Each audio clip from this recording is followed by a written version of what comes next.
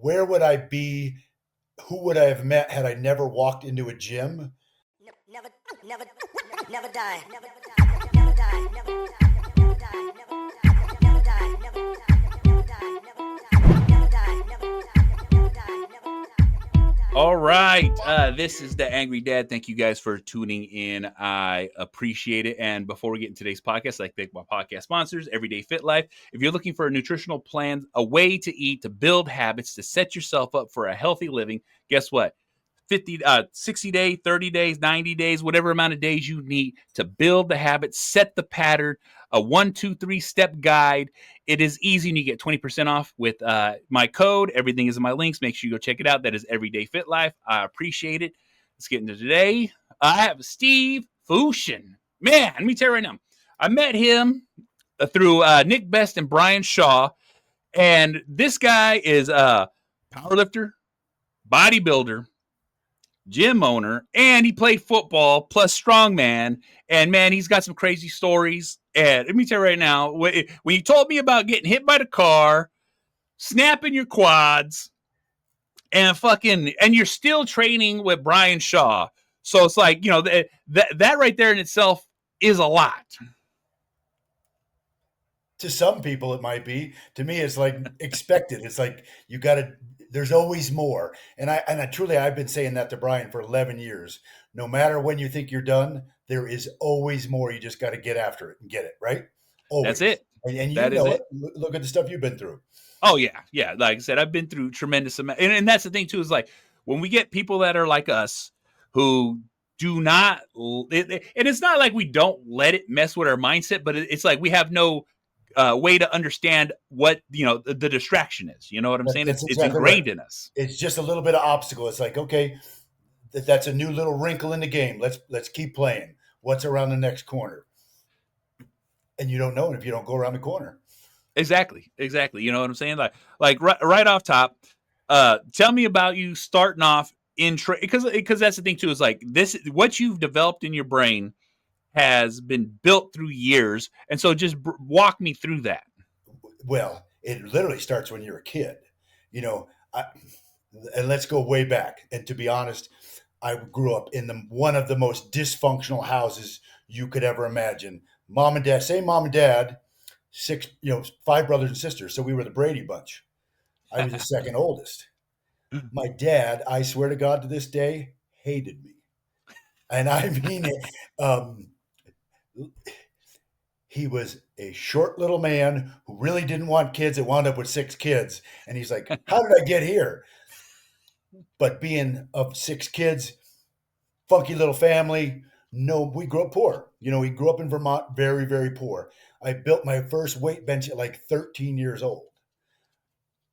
And that's when it started. At some point, I was, the stinky kid, the poor kid. There was the kids in high school and the kids in grammar school that picked on us. And one day I said, you know what? I'm fucking done being picked on. And as soon as you change that mindset, you start refusing to be a victim. You're not a victim anymore because, those people that want to make you a victim they're looking for trouble, but they're not looking for resistance.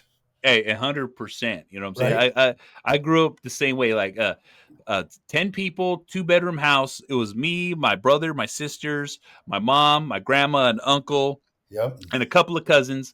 And like I said, I grew up in Union City, California. I grew up on literally the bad side of the town. It's called Decoto. It's like one of the toughest neighborhoods in the Bay Area. You know what I'm saying? And it's just like, and like my family was one of those family names where we were just known to be tough, and you had to.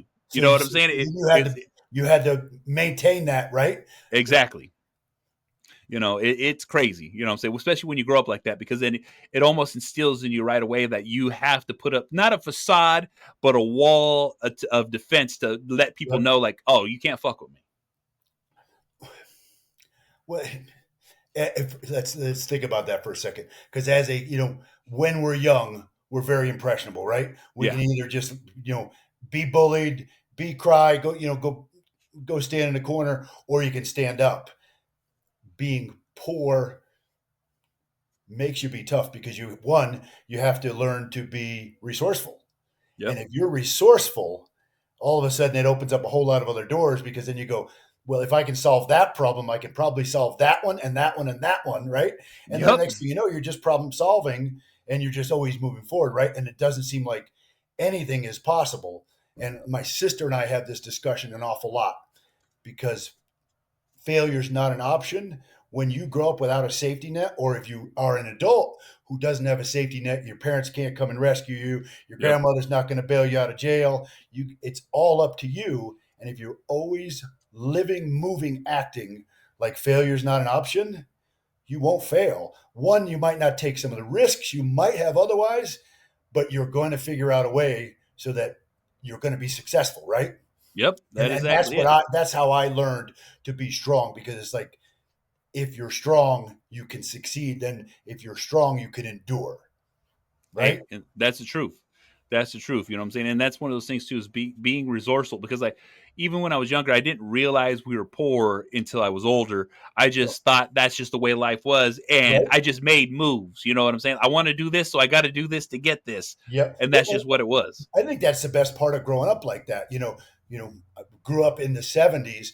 Nobody knew they were poor. You know what I mean? Yeah. Gas was cheap, but dad and mom didn't make squat for money either. And if you wanted something, you had to figure out how to get it yourself. So it's like, hey, let's go get a paper route. Let's grab 5-cent bottles and fill up a bag and take them down to the grocery store for 5 cents a piece. And next Hey, thing you know, you got money in your pocket. You could actually buy yourself a soda. exactly, exactly. You And know what then I'm it saying? grows from there. You know what I mean? Instead of growing up, and I hate to say it, but man, the kids today, they all got their hands out, and I'm guilty of it Hey, with I'm with same, poor same. kids. Don't get, don't, yeah. Don't, I'm my kids. I do the same. I You want know. them to have it better than I did, Yep. but then sometimes I tell my wife we're doing them a disservice by not letting them figure it out themselves. Hey, and that is the truth, because like I said, I try to give them the advantage that I didn't Mhm. have, but then sometimes, I'm saying, that little part peeks around the corner. I'm like, check it just the fuck out. This is not how we're doing this. Yeah, yep. Yeah, no, it's how it goes. Well, Hey, and here's a question: growing up the way you did, would you change anything? oh, not at all. Yeah. I had the best childhood Right? growing up. Like I have memories of me, and like, and I a huge family in the neighborhood I grew up in. So I had like 20 cousins with me at all times at a party. So we'd be all huddled around a TV, playing Nintendo, running football, throwing up and down the street, playing soccer, going to the park, riding bikes, and all my uncles and cousins running around, drinking, partying. And like I said, it was just the awesome time of my life, because I can always look back and just be like, God, we had so much fun. Right? That community, that family community, and the bond is just irreplaceable, and you couldn't put a value to it, right? Oh For yeah, no amount no, of money or anything. exactly. It's a beautiful feeling to be a part of something. And hell, it takes us till we're 40 or 50 to realize that it's Yeah, good to be part of something bigger than ourselves. When we're in our exactly. 20s and 30s, we're like, it's all about us. And Yeah, then somewhere in your 30s, a light switch goes on. You go, huh, there's more to this. You know what I mean? exactly, exactly. Like, one of the things that my kids always get mad at is like, um when all of us are home, and it's not too often I get them all home now, because they're all, of age now, so they're all living their own lives. But when they were younger, I was like, no, we all sit down and we all eat dinner, we all talk, we all explain our day.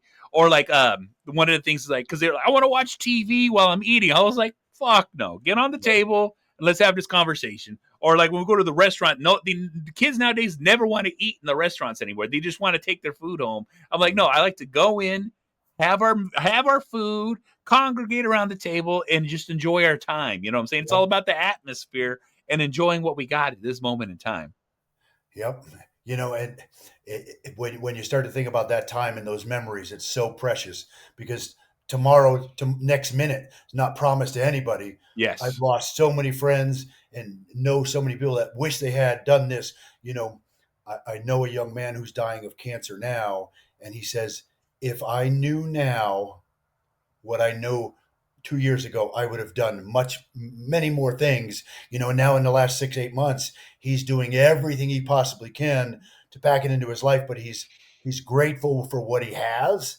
And Yeah. you go, Every moment is a gift, and It I is. swear that's why it's called the present, right? Hey, for real, that is exactly it. And that's one things that like, I always talk about in my pod in the just on this podcast alone is understanding how to be present because guess what? We're always working towards the future, but it's Mhm. like trying to understand how to enjoy right now. You know what I'm Yep, saying? Because there's always something happening. There's always something going on. You know what I'm saying? We always have this urgent matter, but at the same time, there's moments times during the day where I'm like, ah, and then enjoy what I have, enjoy yep. what I've built, you know what I'm Look saying? My over at your wife and surroundings. just go, "I'm lucky." You know what I mean? Give her a Yes. peck on the cheek and say, "I love you," and that moment is encapsulated. And you just go, "That's the best part of my day." It is the best part of the day. And that's something that like just growing up how I grew up, my family, you know what I'm saying? I grew up without a dad. It was just my mom and my mom's side of the family. And never ever when I could remember a time where my mom, and like I said, I tell her all the time now, but I love you, I care for you. Like it's like an understanding it's just an understanding feeling that we have towards each other, but we've never said it out loud to each other. Expressed it. Yep, yep. Yes, and so now I always do it. Like when I talk to my mom all the time. She's gonna come over and visit me in the next week, and she stays 3 days. She comes visit me once a month for like 3 days, and she lives about 4 hours away. But she So comes. it's a run for her Oh, then. it's a run for her, Yep, but she always comes, and and so I always make sure I tell my kids that. I always make sure I tell my wife that. I always make sure I tell my mom, my family, my brother, my sister. I say it all the fucking time because I have no memories of a kid ever saying that. You know what I'm saying? So it's like, hearing it, right? You yeah, never heard of this, and truly, maybe your grandparents told you, because I yeah, know my grandmother told me every chance she got, but yeah. nobody else. You know what I mean? You never heard Exactly. it at home growing up. Exactly. No, and and I have that memory ingrained, so I never want that to be in my kids' brain. So I always made sure Yep, I'm like, no, I'm saying it yep, out loud because this is what I mean. This is what I feel. Because, yep. like I said, you know, uh, emotional stability was not a thing when we were growing up. You know Right. what I'm saying? It's like this Yep. is what emotional maturity is, and this is what understanding your feelings and your emotions are. So now, it took me a long time because I was a frustrated, angry, fighting person when I was a young. You know what I'm saying? Yep. I've been in so many fights. I've done so many horrible things only because I didn't know how to express any thought. You know what Yep. I'm saying? And so Well, that was it your purge, yeah, right? Yep. exactly. And now that I've learned how to purge it, I'm still a loud person, but I'm now a more communicative person where I'm like, Yep. all Yep. right, Well, you and figure out a healthy, fun way to purge it, right? That's what the exactly. gym is for. Yeah, Yeah, and that so is exactly what the gym is for. You know what I'm saying? And it's finding those outlets and understanding that you need an outlet, not just a hobby, not just something you do, but something you love in your life that expresses yourself. You know what I'm saying? Because Yep. that's what we do when we're in the gym. It's the only true way we can express our energy, our thoughts, our feelings in one movement. Yep. You know? And then you can do it daily, you know what I mean? And the other Exactly. side is where probably is if you're like me, as you were young, that stuff built up and percolated, festered up until it exploded, right? And then Exactly. somebody was the receiver of that explosion. Yep. Good, bad, or indifferent, it didn't matter. It didn't matter. It did not matter. You know what I'm And saying? once you found the gym, you went, hey, I can actually take this rage, focus it, purge it into something good. And then what the community that's built from that Oh yeah. being in the gym. Um, I saw a thing the other day that said, "Where would I be? Who would I have met had I never walked into a gym?" Some of the best memories in my whole life are associated with health, fitness, or some kind of strength combat Yeah. activity. That's the truth. You know what I'm saying? That is like head on the fucking nail. Because here's the thing: the community around the gym is everybody is basically dealing with almost the exact same thing you're going through. You know Mhm. what I'm saying? There's going to be people who come in and just do their thing, but the majority of the people there are dealing with something, and this is the way they express it. And because there's that acknowledgement amongst us, it creates that tight brotherhood. You know what I'm Yep, saying? Because you go to any gym right now, and there's going to people who work out at the exact same time, never speak to each other, but they always acknowledge the nod. yep, abs right. Yep, And there's that mutual respect that yep, is, and it's garnered both directions, and it's well deserved because they've seen you in there even it doesn't have to be they've seen you multiple times. They've seen you in there twice on Yeah, 3 different months. They go, that dude's got it, or that's that it. woman's got it, right? That's it. That is exactly it. You know what I'm saying? And that level of respect right there is like it's something that we all need because that's something that society gives you. You know what I'm saying? Yep. Well, You and know, it's like not prevalent outside of the gym, right? I mean, you yes, don't see it on the freeway, you don't see it at the yep, grocery store, in the parking lot. That respect, you walk out of the gym, and some of those same people are jackholes. Let's right. exactly, exactly. But in the gym, they go, "I respect you in here," right? Yep, Because I exactly. know some of those people that I see them in the grocery store. I mean, why are you that way? You know what I mean? Yeah, yeah, 100%. You know, and that's the thing too is like going to the gym, having that respect. You start to develop this mindset, and the key thing about that mindset that you develop in the gym is once you learn to turn it on to the rest of your life. Hmm. Fuck, that is the secret. That is the secret. That is like if someone would have explained that to me when I first started working out and I first started and not just first started, but when I started dedicating my life to this and how I can just turn the the the discipline into every other avenue of my life, God fucking damn, I'd be fucking a millionaire right now.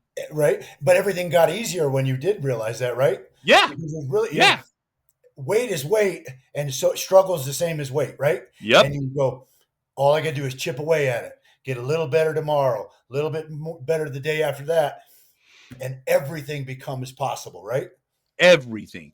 That mountain you see is a fucking molehill. You know what Right, I'm saying? It's just it's one of those things. It's one step at a time, one lift at a time, one rep at a time, and that's the once you know. And like I said, everybody acknowledges it in a different way, but it's just that one piece at a time is how I always approach everything now. You know what right, I'm saying? I look at the goal, but that's not what I'm doing right now. The first yep, step is just this and then this and then this and then next thing you know you're squatting, you're fucking benching, you're fucking deadlifting more than you ever thought you could.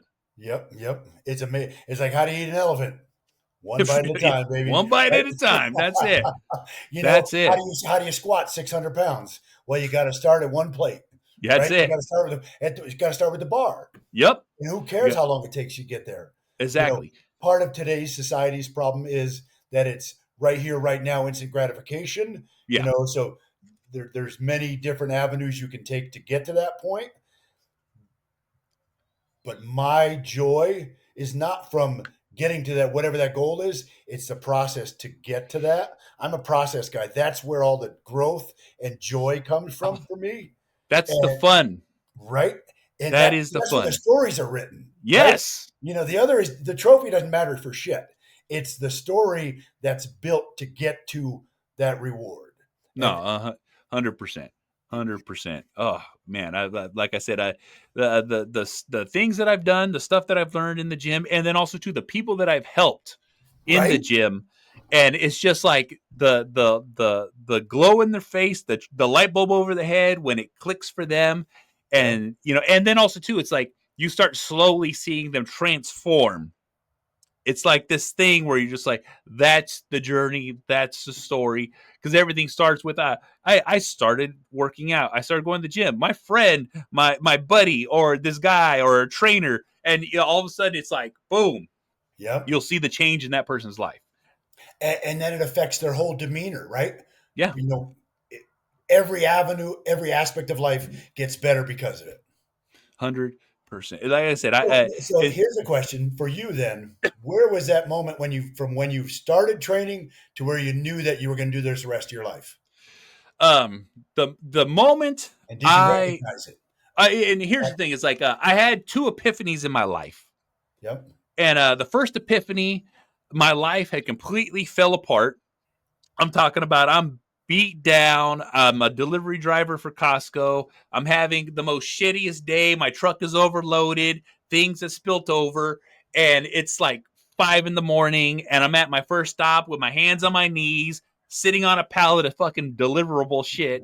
Like, this fucking sucks. But I'm sitting there just yelling at myself because I'm dealing with all like Yeah. literally a divorce, kids, like all this crazy stuff, and I'm just fucking just cussing up a storm. And then all of a sudden, I had this rush of relief, and I'm like, why am I worried about everything? Why am I worried about the day? And it clicked, and that's when I had that one step.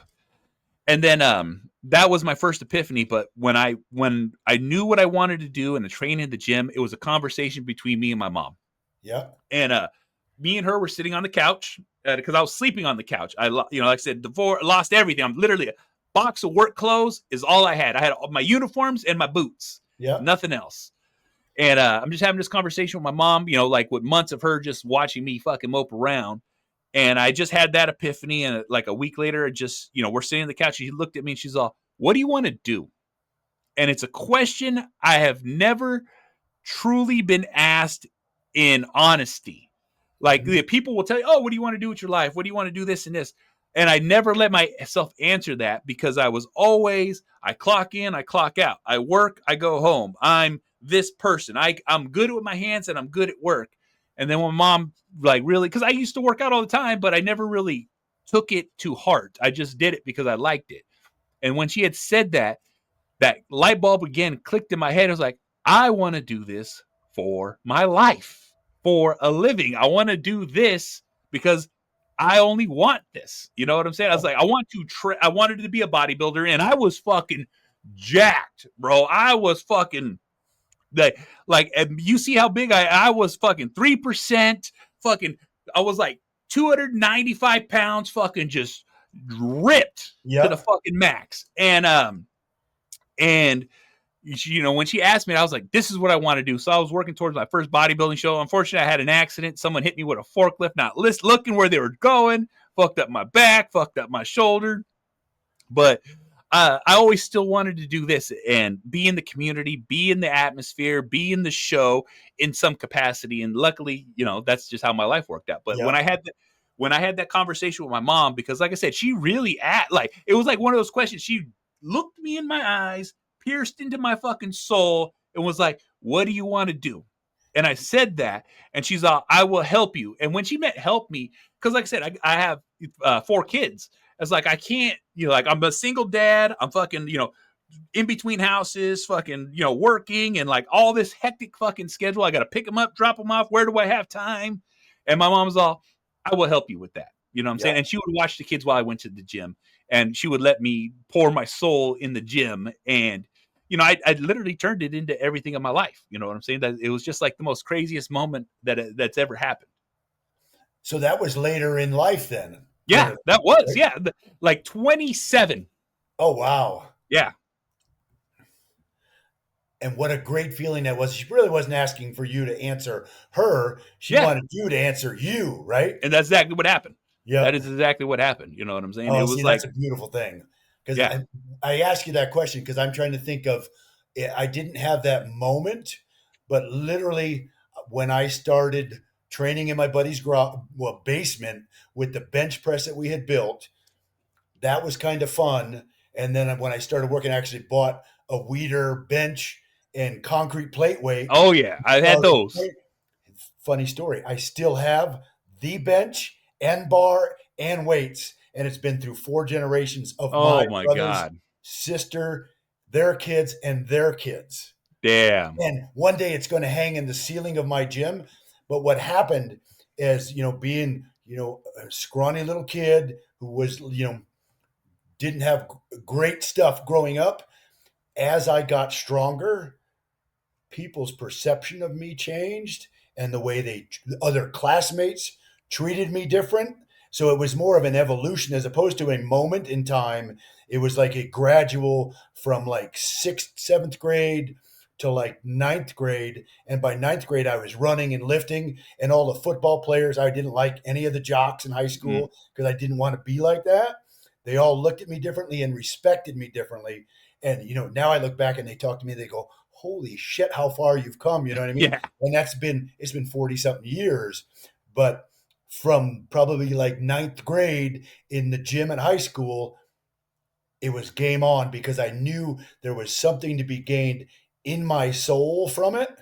And I think my junior, I couldn't remember if my junior or senior in high school, I did my first powerlifting meet. One of my friend's dad was a strength coach, drove a whole bunch of us up to Burlington, Vermont, did my first Yeah. AAU event. I don't know where I placed. I know I was hooked at that moment. And then, fast forward, joined the Army, had to train to be strong in the Army, got special privileges because I was strong. You know what I Hey, mean? that's how it It kept goes. opening up doors. Came back because I did a split option training. So I did a couple different tours Mm, of training and was actually in the reserves. So it was part time, but went nice. to college and gravitated to a gym where there were world class powerlifters there. So, and I was just Nice. like, holy crap. Karen Kidder, he's probably the first person in Florida to squat over 1,000 pounds. He Damn. owned the gym that I trained at in college, and that Damn. was I trained with Mr. New Hampshire, and that was like 1987. And from that, he won, and they all called me skinny. There was some performing enhancing products floating around, and I Oh yeah. wasn't engaged in that, so they'd call me skinny. They're like skinny, skinny. But I'll tell you what, they could not kill me or make me stop. And then when I did my first bodybuilding show in '89, I finished second. Changed everything. They stopped calling me skinny. They're like, all right, That's it. That acknowledgement. and then it was like, okay, so that earned a little more respect. And then it's on to the next one. Well, my first contest, I finished third. Then my second one, I finished second. And then the third one, I finished first and won the overall. And it was just like, game on. We Yeah. are going with this. Man, let me And tell you right now, that's the same story.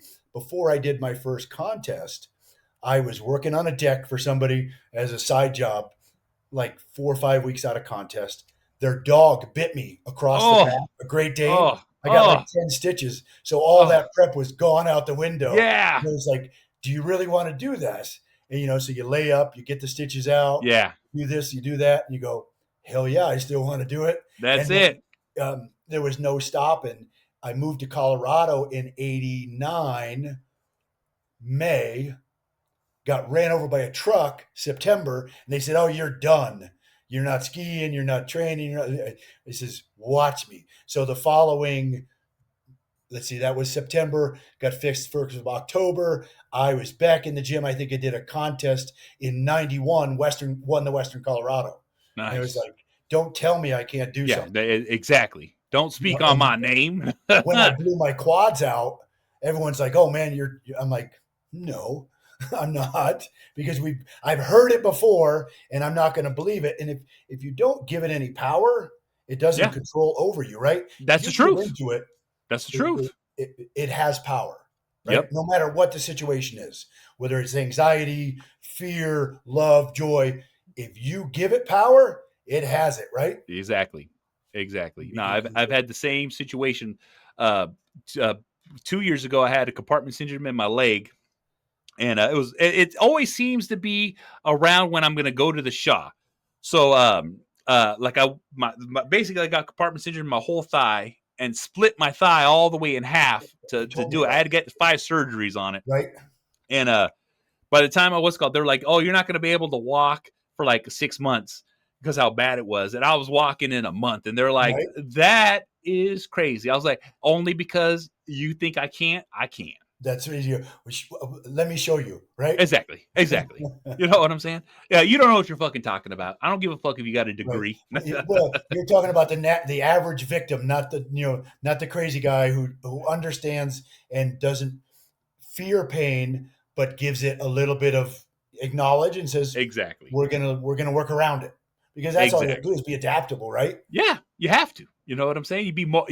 You give everything a little bit of leeway, and you can make it fucking work. You know what I'm saying? You just gotta be, and once it still comes to that mindset, it's like, I don't let this hurt me. I don't let this put me down, and I can work through it. You know Yep. what I'm Find saying? a way, right? Exactly. There's always more. There's always more in the tank. Let me tell you right now that every gas tank has a reserve tank. You know what I'm saying? That's that's exactly right. You know what I mean? That's it. One of my dear buddies, he says, you can quit tomorrow. Tomorrow's always tomorrow, right? It's That's not it. today. You can Not quit today. tomorrow. That's it. That's That is it. his go-to is, you can quit tomorrow, but not today. Me too right now. I don't know how many times I've had that conversation with myself because like I have moments, and we all have those moments. Times I have those moments, times where I'm fucking frustrated. Fuck this! I don't want to do this. I want to revert back to just being a clock puncher, and Yep. fucking And then after I settle down, I'm like, what the fuck was I telling myself? You know Right. what I'm saying? I was like, I love what I Well, fucking do. well, because sometimes the workload gets heavy sometimes, right? Yeah, And yeah, we got to sit back and go, okay, I'm going to give myself 5 minutes for a pity pot. And then we're going to get up off of it and we're going to pull up our boots and we're going to get moving. exactly. You know what I'm saying? I don't know how many times I've missed a PR, like, man, motherfucker, you know, like just Right. fucking, just letting it loose. You know what I'm saying? And then come back to it and pull it with no problem. Right. Right. Well, sometimes you have to have those failures to really enjoy the success, right? If you No, you got on have the to. first try, well, I didn't aim high enough, Exactly. right? Exactly. Or or it's like if you didn't get it, it's like where was my training flawed? Yeah. What did I put in 100% every day in the building the foundation to get to this point? And if you're honest with yourself, you can say, no, I wasn't, right? Yep. Or you can, if you nailed it, you know you did, and you never question it. But if you missed it, you go, I can remember that day. Yep, my Yep. dad. You know what I mean? Exactly. I And, wasn't prepared. I didn't eat enough. I didn't fucking get myself set up.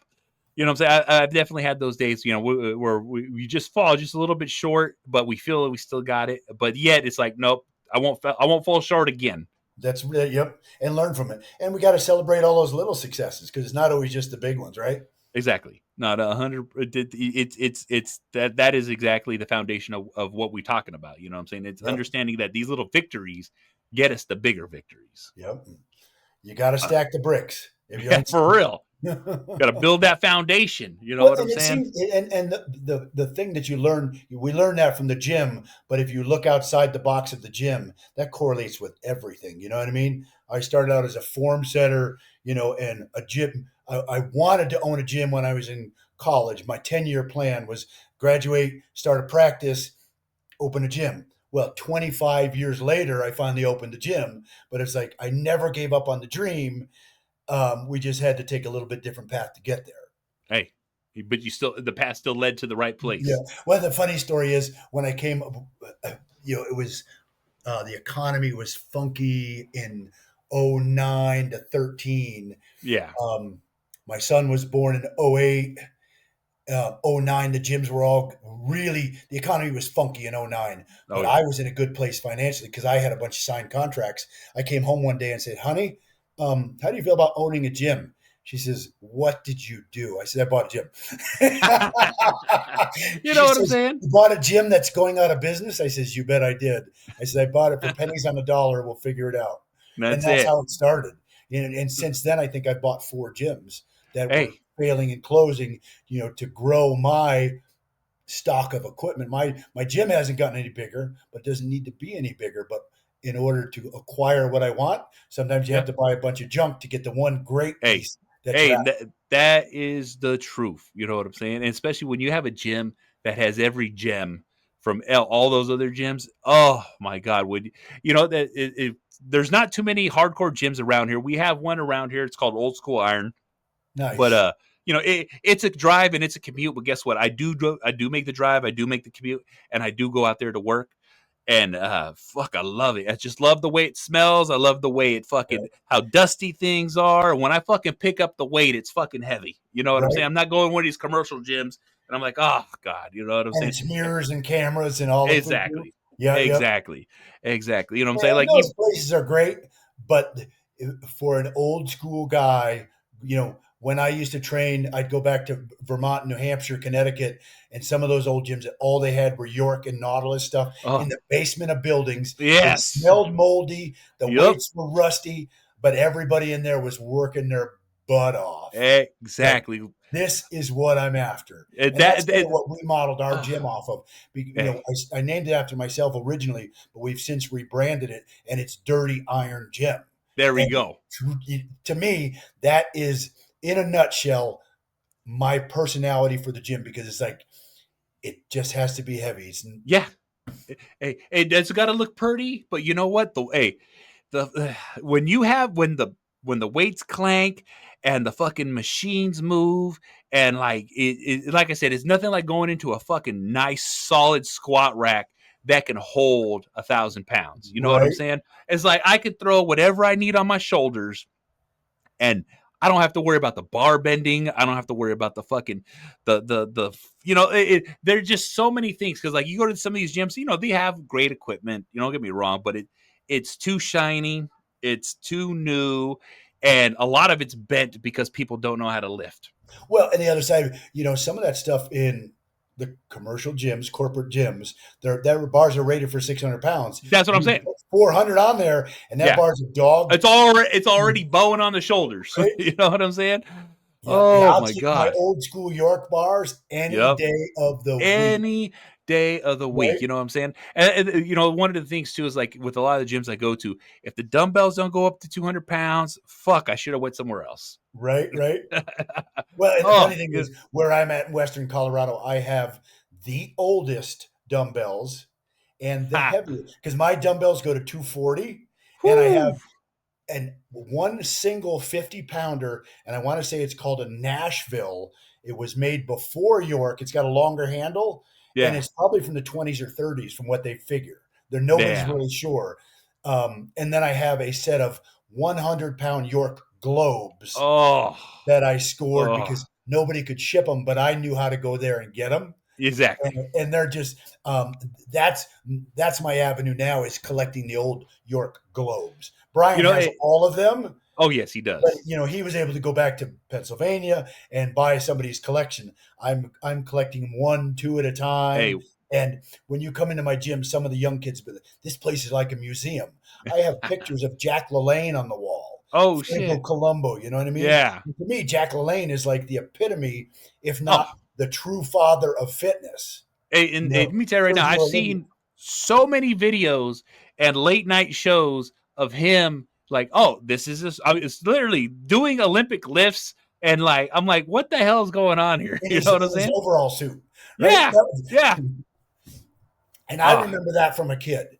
You know what I mean? Seeing that in black and white on TV, going, "That's pretty cool." And then, if anybody knows his history, at 70 years old, he tows 7 boats with 70 people in them from yeah. Alcatraz and Yeah. swims with his fucking feet tied up and hands tied up. Exactly. That's badass. I don't care That. Yeah. who you are, right? Is that he was doing almost strongman events before strongman, where Before, what I'm yeah, saying? absolutely he was. Exactly. Yep. Yeah, because I remember him just like pull. I think swear I remember him pulling a bus. You know what I'm saying? I'm like, I think at one point he did. yeah, And the funny thing is, we have this thing in my gym now where we do a birthday workout, and nice. and usually it's one year's crazier than the next, in kind of as a tribute to what Jack LaLanne always did. And Yeah. here's it started out where it's whatever your age is, 10 reps for every year with Whew. just the bar on the bench. There you And I'll go. tell you what, when I turned 50, 500 reps with just a bar Yeah. unbroken here. Oh yeah. It's awful. Oh my Oh. God. Oh And then yeah. it grows from there. I think I did,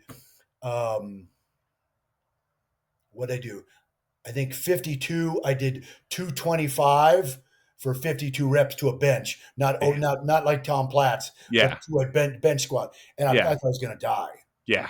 Yeah. No, And it it's would feel fun like that. to memorialize your birthday with something hard, because Yeah. then you go, what could be worse for the rest of the year, right? Exactly. You You know know, what I'm saying? If you get the worst part out of the way, the Yep. rest of the day is gonna be the rest of the year's downhill.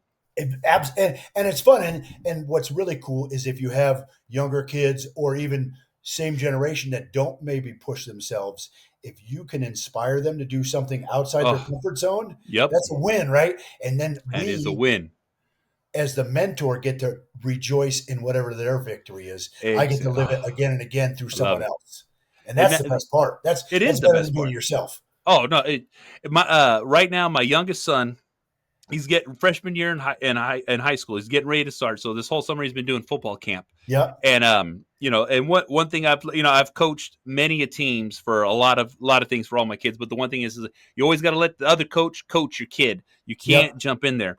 But one thing I had told my son is like, all right, when you go there, if you want me to show you something, I will. So like every time he's done, he's like, and we're doing cleans. I'm not getting it. What am I? We're in there practicing cleans. We're Yeah. going through the stages, or like working on the deadlift, working on the squat, showing him the position. It's like that all my other kids never really been interested in training because I've always done it so much in my life. They're just kind of over it. But my youngest son is just like, I am picking up this torch, and he's very serious about it. So it's Yeah. like, oh, and just like you said, we just helping him and guiding him and watching it. It's like that's the gift I get to give him because he's gonna learn and have something with him that no one else that he knows will have. You know what I'm Right. Right. saying? And he has a different bond with you than his siblings do Yeah, because of it. Right. exactly, exactly. It's Uh, it's and it's and great. that's to me, that's so rewarding. You Oh, know what I mean? And now being a senior lifter, I get to enjoy that with so many kids. Well, from guys in their 40 all the way down to their teens. And hey, what's really cool is I've got a new client now that she's now 27, going to do her first bodybuilding show. But I've oh been man, training her since off and on, and she's been coming to my gym since she was 13 years old, playing oh volleyball. You know what I mean? And so yeah. to be a part of that journey is going to be pretty special, right? No, that is absolutely, especially because that's one of those things too, is when you have someone that you're working with and you get to be there on the sideline and watch the work pay off. Yep. That's the best part.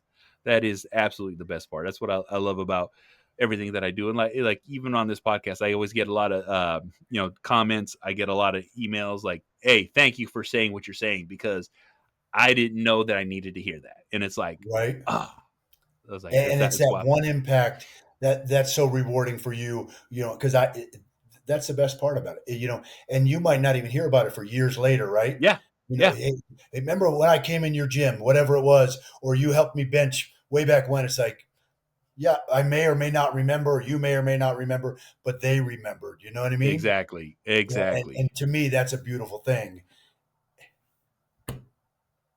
Uh, It's the the best. gym is just amazing. You know what I mean? Yeah, no, and all of it stems from just loving to work out, loving Yep. to train. You know what I'm saying? We were talking before we came on. We're talking about like what our training schedules are, and I'm like, I am working out, but I'm not pushing myself, and I don't have a goal, and I'm not training hard. I do have a plan. I do have all this stuff, and I'm not going through the motions, but I am pushing myself to a certain extent. You know what Yep. I'm Yep. saying?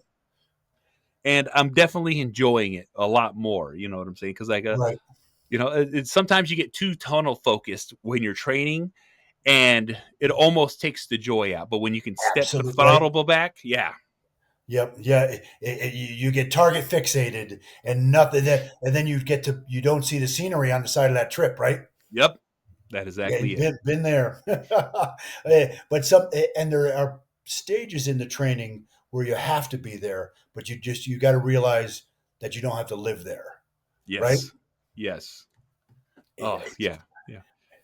it's such a joy. I don't know when I'm going to quit. Actually, I'll That's the thing. probably die in the gym, and I've said that for years. Hey, I hope.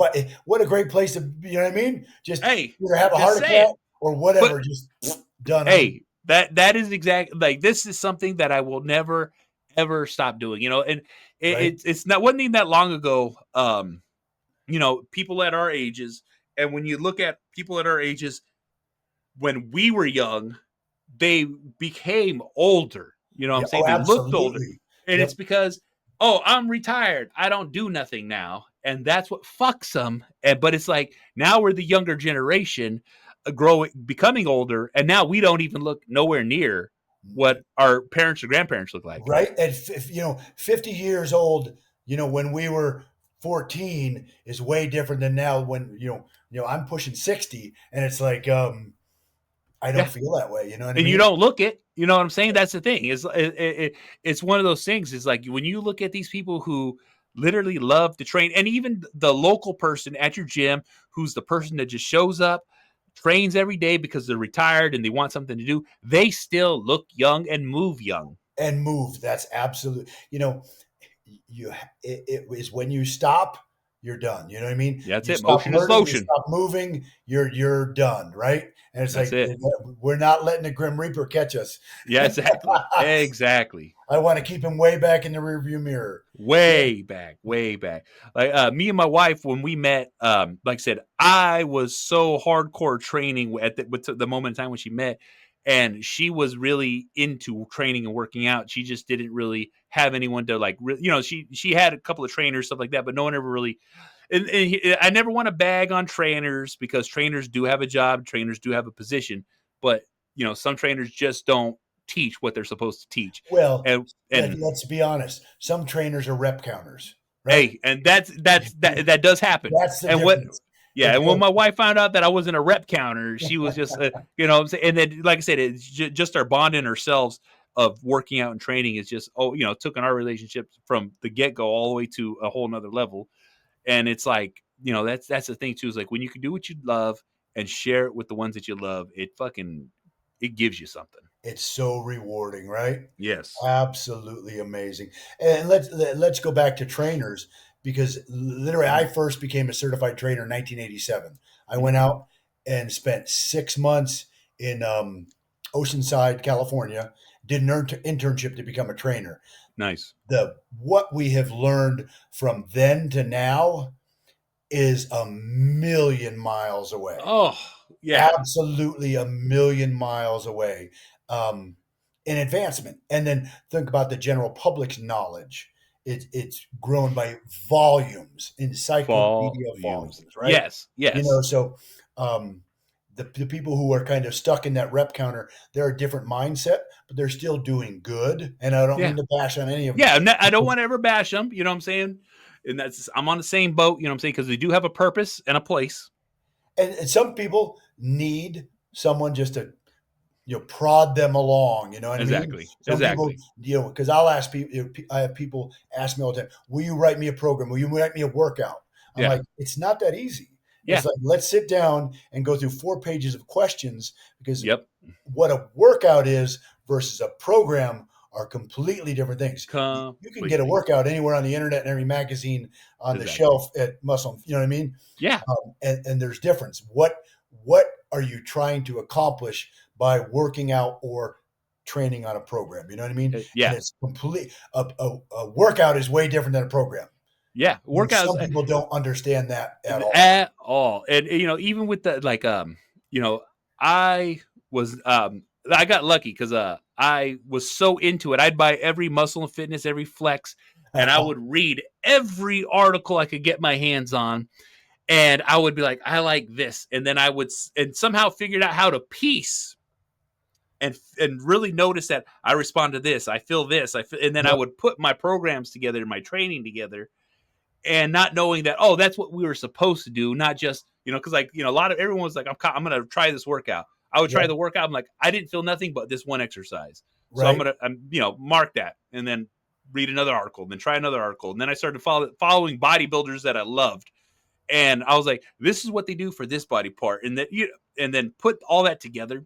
Right. And then just through everything I learned, I got lucky because I met up with some guys who are all, Bay Area bodybuilders. And God damn it! They seen how serious I was and the progress I was making, and they took me under their wing. They're like, "Hey, we work out at this time on these days. Show up," and that's all they told me. I did. I never threw up so much in my life. You know what I'm saying? And how much did you learn, though? Oh, right? Yeah, and it's like the and here's the thing too. People don't know what failure means when it comes to a failure set. And when that come to Jesus meeting of what a failure set was, I fucking was like, I was hooked even more because I got 225 on my back. The guy said, we're going to do 20 reps. Yep. And we're going to do 4 sets of these 20 reps because we're trying to warm up. And so we're repping. And he's all, I'm going to spot you on this last 20. But do not quit. Yeah. Do not quit. So he was literally hugged me and went up and down with me. And when I got to 10, he was lifting me with the weight. Right, all right. Now, my job was to not stop pushing. And I Yep. fucking racked that thing, and they already brought me the trash can. I'm just fucking heaving hard. Everything that was in me was gone. And that was the warm up. Yes. Yes. You know what I'm saying? And It then was what did just, they do for a workout afterwards? oh, exactly. Exactly. You know what I'm saying? Because even after that point, you know what I'm saying? Because we were supposed to be squatting, we're supposed to go over 500. That was the Yep. goal for that day. And they're like, oh, no, we're just going to, ease into it. Of course, there's breaks in between. Right. And these guys are fucking like nothing. You're not even breaking a sweat. They're fucking just hammering it. Repping it I out. get Yep. under that fucking thing. Oh my God. I regretted it at the moment, but I loved it at the end. But how much you learned that your capabilities were far greater than you ever imagined in Ever. that little bit of time, right? That's Because it. what you thought was once impossible, now you went, that wasn't so bad. What's the next? Where's the envelope go from here, right? Exactly. Exactly. And that's exactly what it was. And You know what I'm that's saying? growth. Yeah. That's where growth happens, right? That's In is so many levels.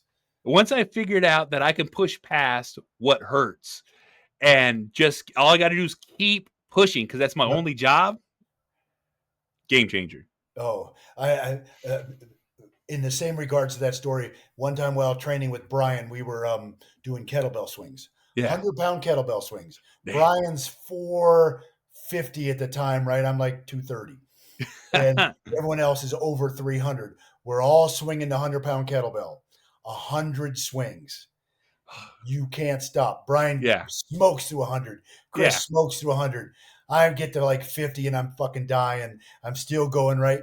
I literally pass out at 85, fall on the ground. Brian touches my shoulder. He says, I'll get the last 15 for you. I said, the fuck you will. I dusted my ass up, got off the ground, and did like another three, another three, another three. Hit that 100, fell over dead. You know what I mean? That's That's it. how we finish that workout. But you go,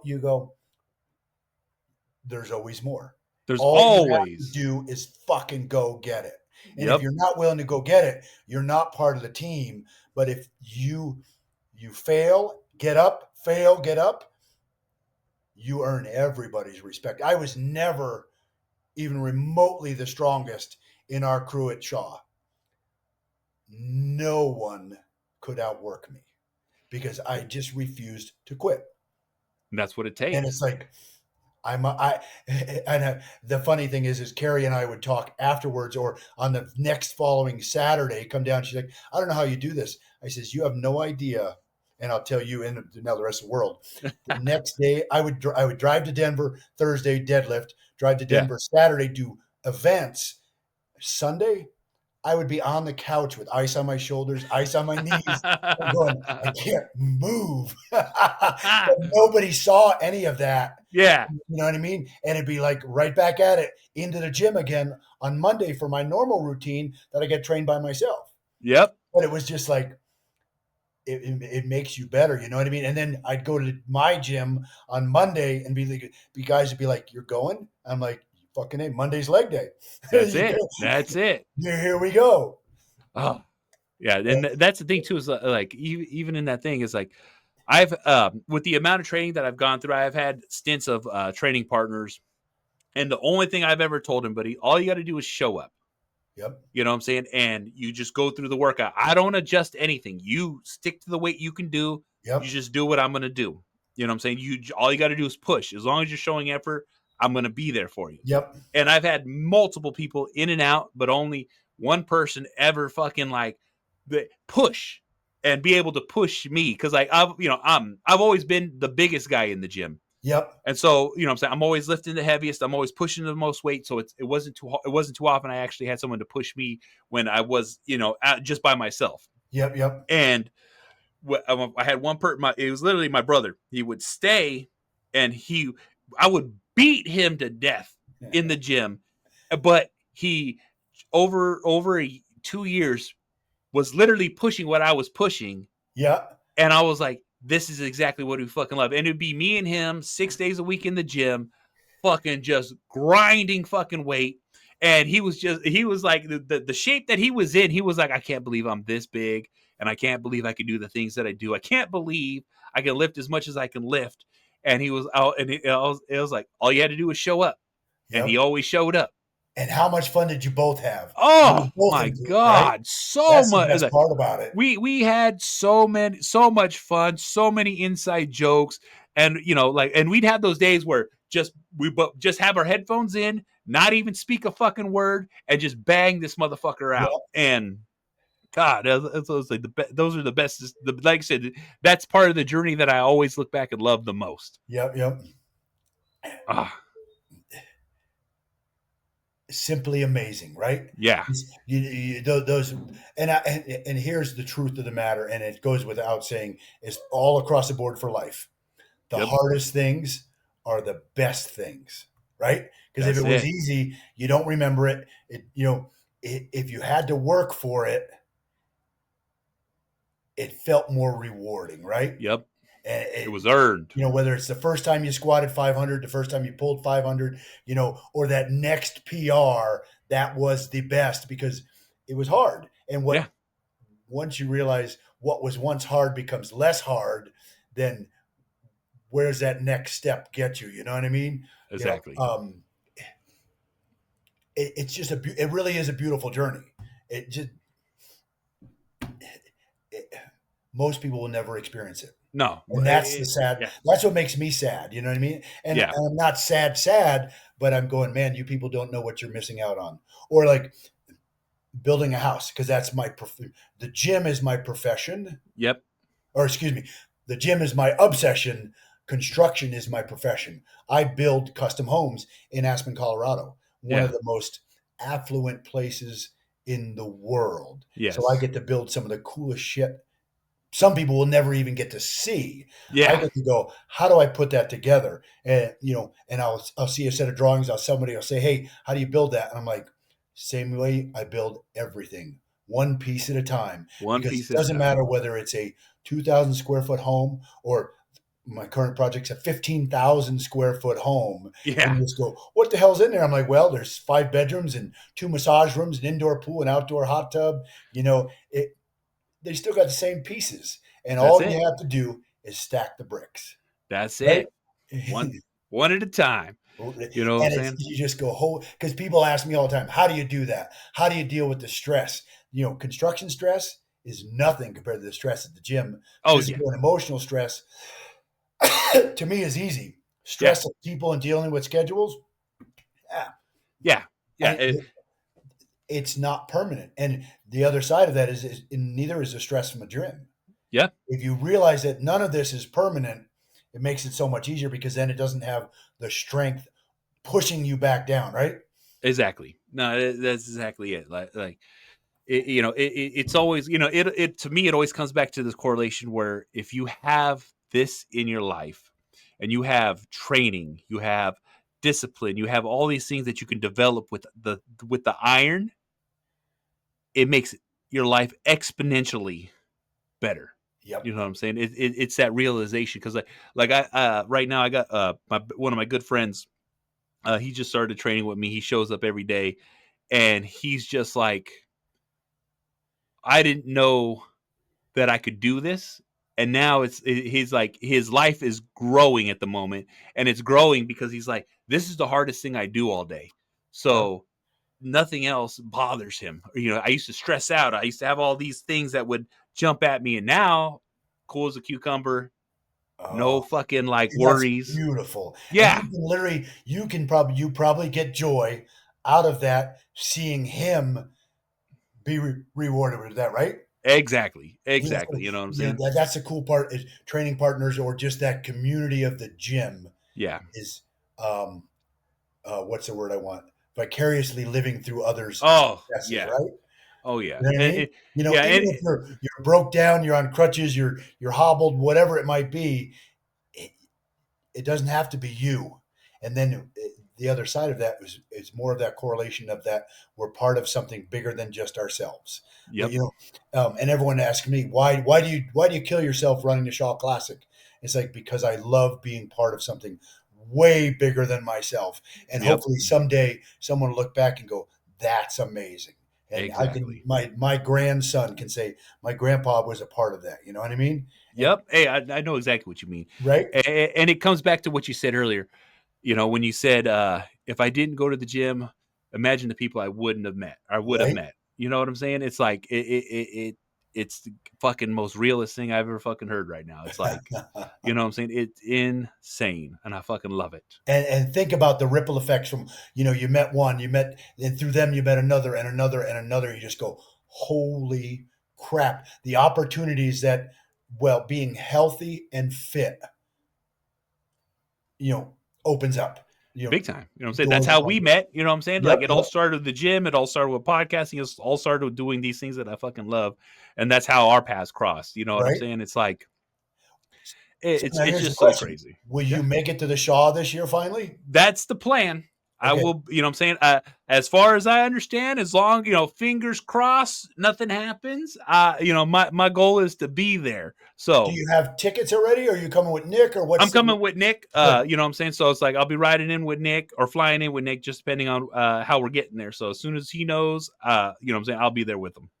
Tell him to get in that little fucking mini pocket car and haul ass and come to, because then he has an open ended ticket. He can go home Exactly. whenever he wants, right? You know what I mean? Exactly. He can. 'Cause Exactly. I would love to have Nick come out and see my side of the mountains because he's Oh been yeah. to Estes, he's been to Denver. He Yeah. literally flies through the little town where I live, a little bit north of me, which is Glenwood. It's gorgeous, but 15 minutes off the highway south of that is where I live, and this is our own little banana belt because we have the best snow and more sun than you guys have in California on a yearly average. There And, you go. and the climate's better. And frankly, I think our scenery is actually better than what we have over in Estes, where Nick has been with us. Oh, Um, there we go. and, Well, we're gonna have and to make some literally an elk plans spot then. down the street. You know what I mean? Yeah. Uh, uh, no, I guess Nick hasn't been here because we had Nick out for the Crown Mountain, but that's when I had it down in Denver, Oh, okay. in Superior. So we brought Nick out as a judge. So he hasn't done my show that we put on here for adaptive athletes, as well as able-bodied athletes side by side. There And we go. literally, the backdrop is a giant 13,000-foot mountain, and Oh, it's just yeah. it's pretty hard to take. There you go. Yeah, it sounds Oh. like we're gonna need to do that. Yeah, if you guys drove, you could literally take a detour on the way home or on the way out. You know what I mean? There we go. Probably Well, on the I'll way have to home. talk to Nick about that then, see what we can do. Yeah, yeah. Oh man. All right, man. Man, time flies when you're having fun. And I appreciate you coming on, Steve, and Oh, it's share. been such a pleasure. Oh yeah, yeah. It's a blast. And well, let me sign us out. Would you like to promote anything before we get out of here? Health and fitness. Health and fitness. I will put his Instagram and his link in the note. So, you guys want to come follow Steve, come check him out. Let him know that I sent you that way. And Beautiful. everybody listen to this. I'm the Angry Motherfucking Dad. You want to watch my shit? YouTube. You want to listen to it? Spreaker, SoundCloud, Stitcher, Spotify, Google Play, Apple Podcasts, Podbean, SoundCloud, Deezer, iHeartRadio. This motherfucker's everywhere. You can easily fucking find it. Rate, review, like, subscribe, all that fucking bullshit. I really appreciate it. I'm also part of the Inner Circle Podcast Network, a group of powerful podcasters out there sharing their shit. That is innercirclepn.com. I'll take you to every one of our websites, every one of our shows, so make sure you check it the fuck out. We have shows as The Plunge, Failing Hollywood, Simmons and More, The Untrained Eye, The Hood Diner, and Shit Happens When You Party Naked. And we'll see y'all motherfuckers on the next one. Fuck. Always living, always living, always living, always living, always living, always living.